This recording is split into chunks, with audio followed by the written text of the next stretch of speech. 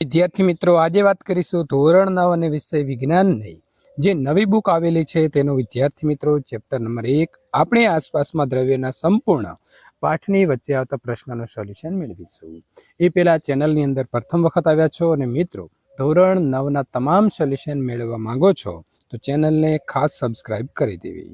વિદ્યાર્થી મિત્રો, આપણે સંપૂર્ણ સમજૂતી સાથે સોલ્યુશન મેળવીશું। પ્રકરણ નંબર 1 અને પાના નંબર 3 ઉપર પહેલો પ્રશ્ન આપણને આપ્યો છે કે નીચેના પૈકી કયા દ્રવ્યો છે। આપણને અહીં કેટલાક નામ આપ્યા છે: ખુરશી, હવા, પ્રેમ, સુગંધ, ધિક્કાર, બદામ, વિચાર, ઠંડી, ઠંડુ, પીણું, અંતરની સુગંધ। તો આની અંદર જવાબ આવશે જે દ્રવ્યો છે એટલાના જ આપણે નામ લખવાના છે: ખુરશી, હવા, બદામ, ઠંડુ પીણું, અંતરની સુગંધ। નીચેના અવલોકન માટેના કારણ આપવાના છે: ગરમ ખોરાકની સોડમ એટલે વાસ થોડા મીટર સુધી પણ આવે છે, જ્યારે ઠંડા થઈ ગયેલા ખોરાકની સોડમ વાસ લેવા માટે તેની વધુ નજીક જવું પડે છે।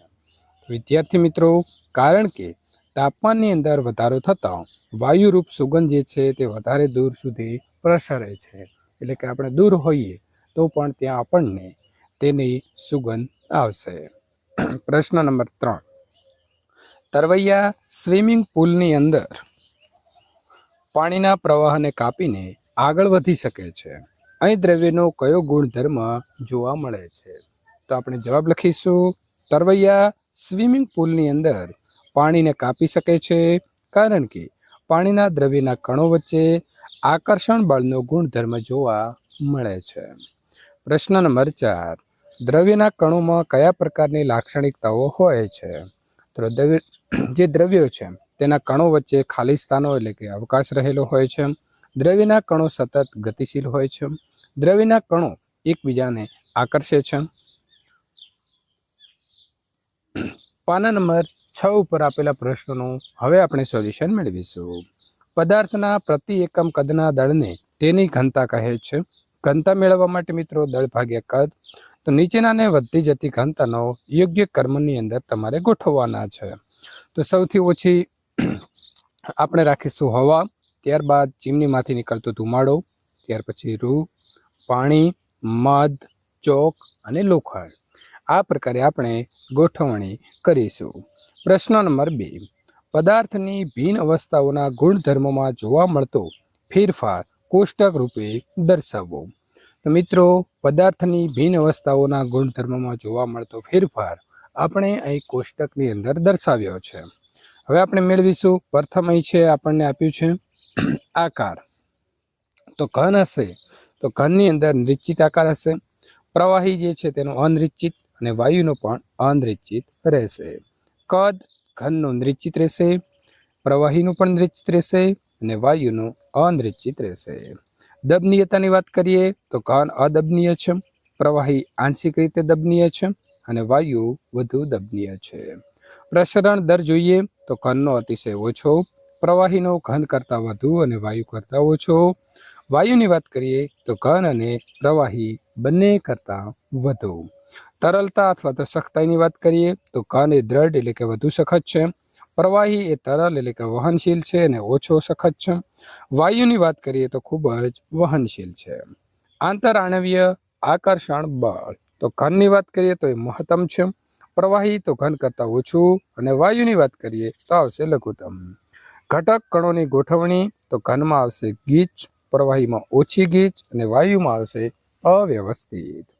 નીચે દર્શાવેલા માટે યોગ્ય નોંધ તમારે તૈયાર કરવાની છે: સખ્તાઈ છે, સંકોચનીયતા છે, તરલતા, પાત્રમાં વાયુને ભરવો, આકાર, ગતિ ઉર્જા તેમજ ઘનતાની વાત આપણે અહીં કરીશું। તો સૌથી પહેલા જોઈ લઈએ સખ્તાઈ। પદાર્થ પર બાહ્ય બળ લગાવવા છતાં પણ પોતાનો જે મૂળ આકાર જાળવી રાખવાનો ગુણધર્મ છે, આ ગુણધર્મને આપણે સખ્તાઈ કહીશું એટલે કે કહે છે। સંકોચનીયતા, તો દ્રવ્યના કણો વચ્ચે અવકાશ હોય છે, બાહ્ય બળ લગાડતા આ ઘટક કણો એકબીજાની નજીક આવવાના ગુણધર્મને આપણે દબનીયતા અથવા તો સંકોચનીયતા કહીએ છીએ। કોઈ વસ્તુ છે ને આપણે દબાવીએ અને દબાય છે તો એ સંકોચનીયતા છે। તરલતા, તો દ્રવ્યના ઘટક કણોના જુદી જુદી દિશામાં વહન પામવાના ગુણધર્મને તરલતા કહેવામાં આવે છે। પાત્રની અંદર વાયુને ભરવો, તો વાયુ અવસ્થામાં કણોની ગતિ અનિયમિત હોય છે. આ અનિયમિત ગતિને કારણે વાયુને પાત્રમાં ભરી શકાય છે. આકાર ઘન અવસ્થામાં મહત્તમ આંતર આણવીય આકર્ષણ બળ અને ચોક્કસ આકાર હોય છે. ગતિ ઉર્જા દ્રવ્યના કણો સતત ગતિશીલ હોય છે. સતત ગતિશીલ કણો સાથે સંકળાયેલી ઉર્જાને ગતિ ઉર્જા કહે છે. ત્યાર પછી આગળ વાત કરીશું ઘનતા. તો પદાર્થના પ્રતિ એકમ કદના દળને તેની ઘનતા કહે છે. ઘનતાનો મિત્રો સૂત્ર છે દળ ભાગ્યા કદ. હવે તમારે કારણ દર્શાવવાનું છે. પહેલો પ્રશ્ન આપણો અહીં છે કે વાયુને જે પાત્રમાં રાખવામાં આવે તે સમગ્ર પાત્રને તે પૂરેપૂરી રીતે ભરી દે છે. તો વાયુ અવસ્થામાં દ્રવ્યના ઘટક કણો નિર્બળ આંતર આણવીય આકર્ષણ બળ અને મહત્તમ ગતિજ ઉર્જા ધરાવે છે. વાયુના ઘટક કણો શક્ય બધી દિશામાં પ્રસરણનો ગુણધર્મ ધરાવે છે. આથી વાયુને જે પાત્રમાં રાખવામાં આવે તે સમગ્ર પાત્રને પૂરેપૂરી રીતે ભરી દે છે. બીજો પ્રશ્ન છે કે વાયુ એ પાત્રની દિવાલો પર દબાણ ઉત્પન્ન કરે છે. તો વાયુ અવસ્થામાં કણોની ગતિ હલનચલન વ્યસ્તવ્યસ્ત અને વધુ હોય છે. આ વ્યસ્તવ્યસ્ત ગતિને કારણે કણો એકબીજા સાથે તેમજ પાત્રની દિવાલ સાથે અથડામણ અનુભવે છે. આથી વાયુ એ પાત્રની દિવાલ ઉપર દબાણ ઉત્પન્ન કરે છે. ત્રીજું છે લાકડાનું ટેબલ ઘન પદાર્થ કહેવાય છે. તો લાકડાના ટેબલના ઘટક કણો એકબીજા સાથે પ્રબળ આંતરાણવીય આકર્ષણ બળ દ્વારા જકડાયેલા હોય છે. તેમજ વચ્ચે નહિવત આંતરાણવીય અંતર હોય છે. તે અદબનીય છે, વહનશીલ નથી. આ બધા ગુણધર્મો દ્રવ્યની ઘન અવસ્થાના હોય લાકડાનું ટેબલ ઘન પદાર્થ કહેવાય છે. ડી.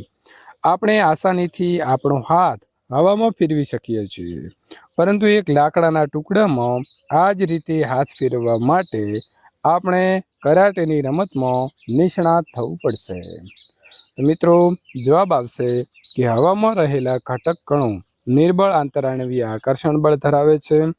આ ઉપરાંત થોડાક જ બળ દ્વારા તેમને સરળતાથી અલગ કરી શકાય છે. જ્યારે ઘન પદાર્થના ઘટક કણો વચ્ચે પ્રબળ આંતરાણવીય આકર્ષણ બળ હોય છે. આથી તેઓ એકબીજા સાથે પ્રબળતાથી જકડાયેલા રહે છે. પરિણામે તેમને અલગ કરવા બહુ ખૂબ જ બાહ્ય બળ લગાડવું પડે છે. આથી આપણે આસાનીથી આપણો હાથ હવામાં ફેરવી શકીએ છીએ, પરંતુ એક લાકડાના ટુકડામાં આ જ રીતે હાથ ફેરવવા માટે આપણે કરાટેની રમતમાં નિષ્ણાત થવું પડશે. પ્રશ્ન નંબર 4. સામાન્ય રીતે ઘન પદાર્થોની સરખામણીમાં પ્રવાહી પદાર્થોની ઘનતા ઓછી હોય છે, પરંતુ તમે બરફના ટુકડાને પાણી ઉપર તરતો જોયો હશે. કહો કે આવું શા માટે થાય છે? તો બરફ એ આંતરાણવીય પોલાણ ધરાવતું પાણીનું ઘન સ્વરૂપ છે. તેનું કદ વધુ પરંતુ દળ ઓછું હોવાથી તેની ઘનતા ઓછી છે. આથી બરફ પાણી ઉપર તરી શકે છે. વિદ્યાર્થી મિત્રો, હવે આપણે પાઠ્યપુસ્તકના પાના નંબર 9ના સોલ્યુશન તરફ જઈશું. પહેલો પ્રશ્ન છે, નીચે દર્શાવેલા તાપમાનને અંશ સેલ્સિયસની અંદર તમારે ફેરવવાનો છે. તો આપણને કેલ્વિનમાં આપ્યું છે. તો 300 કેલ્વિન ઓછા 273 સેલ્સિયસ મિત્રો આપણે એમાંથી બાદ કરીએ એટલે આપણને 27 સેલ્સિયસ જવાબ મળશે. જે પણ આપણને અહીં કેલ્વિન આપ્યા છે તેમાંથી 273 માઇનસ કરવાના રહેશે. અહીં આપણને 573 આપ્યા છે તો એમાંથી પણ વિદ્યાર્થી મિત્રો 273 માઇનસ કરીશું એટલે 300 સેલ્સિયસ વધશે. નીચે દર્શાવેલા તાપમાને પાણીની ભૌતિક અવસ્થા કઈ હશે? તો અહીં 250 સેલ્સિયસ તાપમાને પાણી જે છે તે બાષ્પ સ્વરૂપે એટલે કે વાયુ સ્વરૂપે હશે. જ્યારે 100 સેલ્સિયસ તાપમાને પાણી પ્રવાહી અને બાષ્પ એમ બંને સ્વરૂપ આપણને જોવા મળશે. પ્રશ્ન નંબર 3. કોઈ પણ દ્રવ્યની અવસ્થામાં થતા પરિવર્તન દરમિયાન તેનું તાપમાન શા માટે અચળ રહે છે? તો કોઈ પણ દ્રવ્યની અવસ્થામાં થતા પરિવર્તન દરમિયાન તેનું તાપમાન અચળ રહે છે, કારણ કે દ્રવ્યને આપવામાં આવેલી આ ઉર્જા કણો વચ્ચેના પારસ્પરિક આકર્ષણ બળની ઉપરવટ જઈને દ્રવ્ય અવસ્થાને બદલવામાં વપરાય છે. તેથી તાપમાનમાં કોઈ પણ ફેરફાર દર્શાવ્યા સિવાય દ્રવ્ય આ ઉર્જાને શોષી લે છે. આ ઉર્જા ઘટક કણો વચ્ચે છુપાયેલી હોય છે, જેને ગુપ્ત ઉષ્મા કહે છે. આમ ગુપ્ત ઉષ્માને કારણે તાપમાન અચળ રહે છે. પ્રશ્ન નંબર 4, વાતાવરણીય વાયુના પ્રવાહીકરણ માટેની કોઈ પદ્ધતિ તમારે અહીં સૂચવવાની છે. તો વાતાવરણીય વાયુનું બંધ પાત્રમાં દબાણ વધારીને અને તાપમાન ઘટાડીને પ્રવાહીકરણ જે છે તે થઈ શકે છે. વિદ્યાર્થી મિત્રો, હવે આપણે પાઠ્યપુસ્તકના પાના નંબર 10ના પ્રશ્નોનું સોલ્યુશન મેળવીશું. ગરમ તેમજ સૂકા દિવસોમાં કુલર વધુ ઠંડક આપે છે, શા માટે? તો ગરમ તેમજ સૂકા દિવસોમાં બાષ્પીભવનનો વેગ વધુ હોવાથી આ દિવસોમાં કુલર આપણને વધુ ઠંડક આપે છે. ઉનાળામાં માટલા એટલે કે ઘડાનું પાણી શા માટે ઠંડુ હોય છે? તો માટલો અથવા તો ઘડાની સપાટી ઉપરથી પાણીનું સતત બાષ્પીભવન થતું રહે છે. આથી ઉનાળામાં માટલા અથવા ઘડાનું પાણી ઠંડુ રહે છે.